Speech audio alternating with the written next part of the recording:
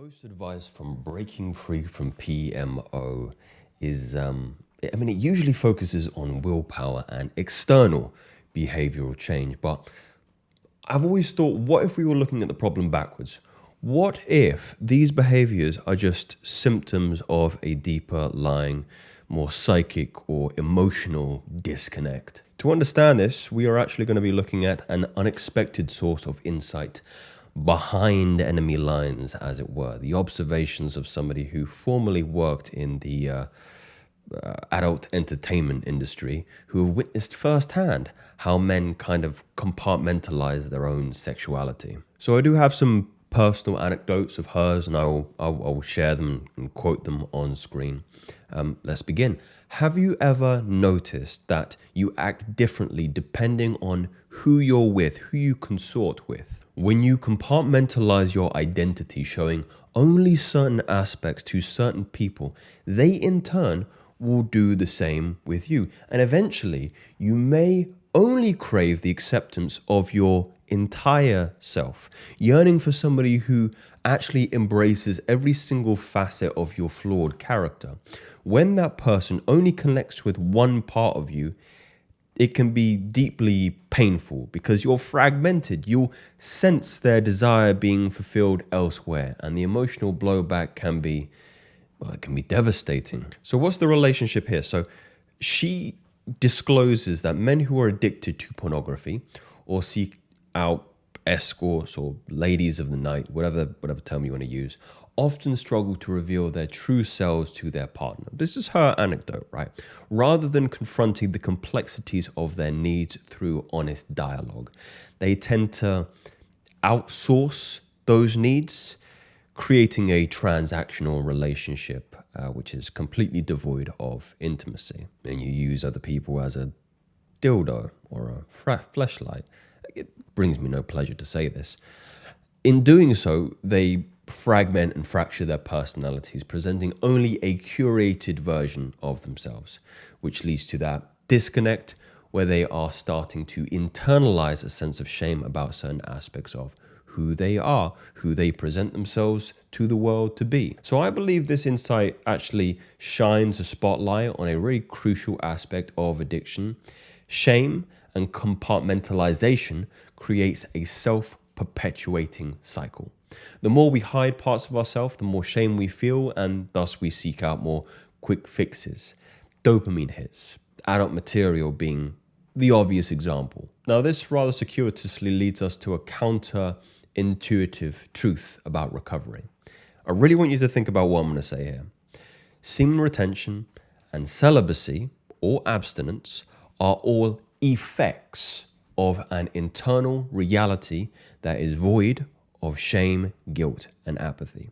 Let me repeat, the practices that we discuss or that you hear on these Reddit channels and forums and wherever you may source them, they are the effect, not the cause. The cause is the emotions that you have that allow you to pass through, without gripping onto. Some men grip onto these emotions for so long that they have made them a part of who they are. You begin to associate certain people with emotions. You go, oh, this is so-and-so. He's the angry one. Oh, this is so-and-so. He's the jealous one. I'll enhance the brightness on this particular point in just a second, but let's continue with her anecdote and fully flesh this out. Unbeknownst to them, the repression creates an internal pressure that simmers beneath the surface, waiting to boil over.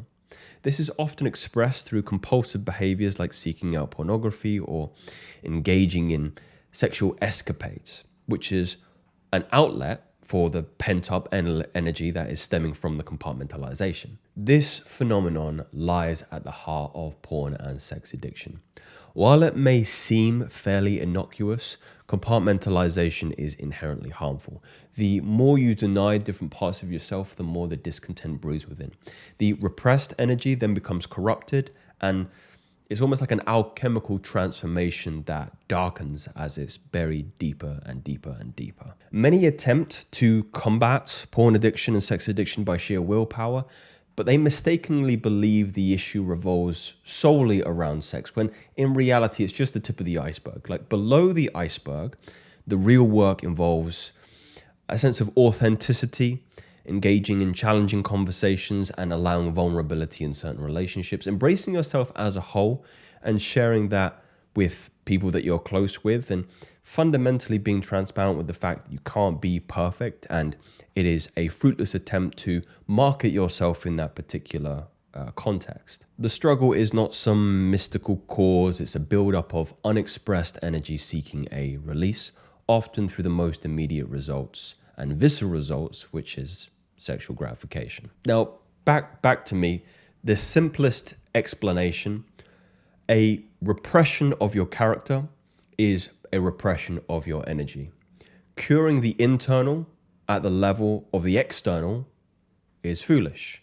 The problem must be addressed inside out. You know, if a plant is sick, you don't try and treat the leaves, you treat it at the root. So let's speak about this more practically, because I do have an issue with this woman's vague, soft girl ideas of just being authentic and being vulnerable. Yes, there may be a case in time where that has some value and some merit, but let me give you something more practical. This is going to be very, very important.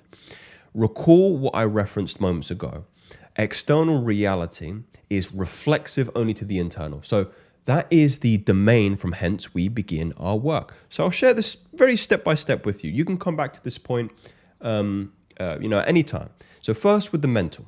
The first, I'm going to outline this as step one, emotional archaeology. We're going to do some digging here. And sometimes this stuff can be very, very painful. And I've done this with my clients many, many times. Set aside about 10 to 30 minutes for what I'm now calling emotional archaeology.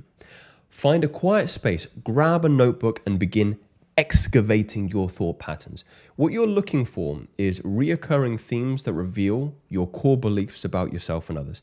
This isn't just a meditation, it's an active investigation. So I'll give you an example, actually. Let me pull out an example. Okay, I'm going to hide his identity here. So this is an example from a client that I worked with that, again, I'll keep anonymous.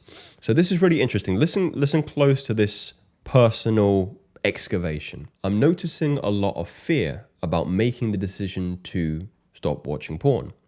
When I think about why I'm having that particular emotion, the idea comes up the most is I haven't had a girlfriend in 6 years and I'm afraid I'll never have sex again. So the idea of, if he quits pornography, then he's never gonna experience any form of sexual pleasure or gratification ever again. I was trying to think after the meditation why I'm afraid I won't get a girlfriend again, because again, I have been on dates and actually had sex before, so I don't understand why I'm feeling this way. Then the one thing that clicked for me was I'm not very trusting of women since my last breakup. My last girlfriend actually cheated on me twice. So it's funny now that I realize it's my fear of being hurt, which is ultimately hurting me. The porn was just a safety blanket protecting me from real intimacy. Once I saw this pattern, everything changed. So you can kind of see in that example, a lot of men's negative emotions like fear can usually be attributed to something completely unrelated and unresolved, really. Then it becomes a rule that you unconsciously live your life by. So I'm sure you'll be familiar with Jung in this case. Until you make the unconscious conscious, it will rule your life and you will call it fate. Many live their life by this fate until they first shine that light on this crooked program or like a knot in a rope. You need to undo the knot.